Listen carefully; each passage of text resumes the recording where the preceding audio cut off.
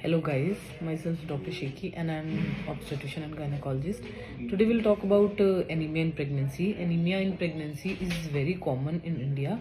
और anaemia in pregnancy किसे कहा जाता है? जब अगर प्रेगनेंसी में आपका हीमोग्लोबिन 11 से नीचे हो तो उसे एनीमिया कहा जाता है। एनीमिया कि आपको अगर आपका खून कम है और आपने टेस्ट नहीं करवाया तो आपको कैसे पता चलेगा कि आपको एनीमिया है? तो इसमें आपको चक्कर आना या शरीर सफ़ेद पड़ जाना या फिर आपको गिर जाओ, बेहोश होना, ये सब की वजह से ही आपको ये आपके सिम्टम्स हो सकते हैं। तो सबसे पहली चीज़ आपको क्या ध्यान रखनी है, एक तो आपको से दो प्रेगनेंसीज के बीच में 2 इयर्स का गैप होना चाहिए एटलीस्ट।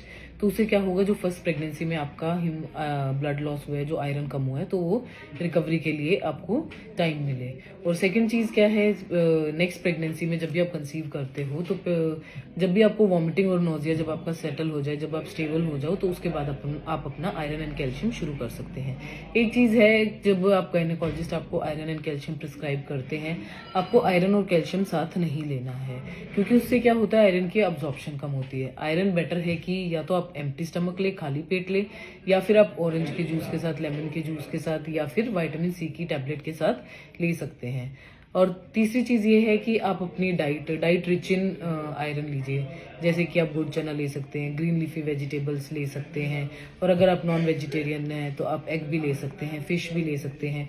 चाय और कॉफ़ी आपने जितनी मिनिमम आप कर सके उतना मिनिमम कीजिए, क्योंकि चाय और कॉफ़ी में क्या होता है, टैनिन होता है, और टैनिन से क्या होता है कि आयरन का अब्जॉर्प्शन कम होता है। तो ये सब कुछ चीज़ें हैं, आपको ध्यान रखनी चाहिए। और अगर आपको इन सब में से कोई भी दिक्कतें हैं तो आप अपने गायनेकोलॉजिस्ट को कंसल्ट करें, क्योंकि प्रेगनेंसी जैसे जैसे एडवांस होगी तो उसमें आपको आयरन कम होने से बहुत चीज़ें दिक्कत हो सकती है।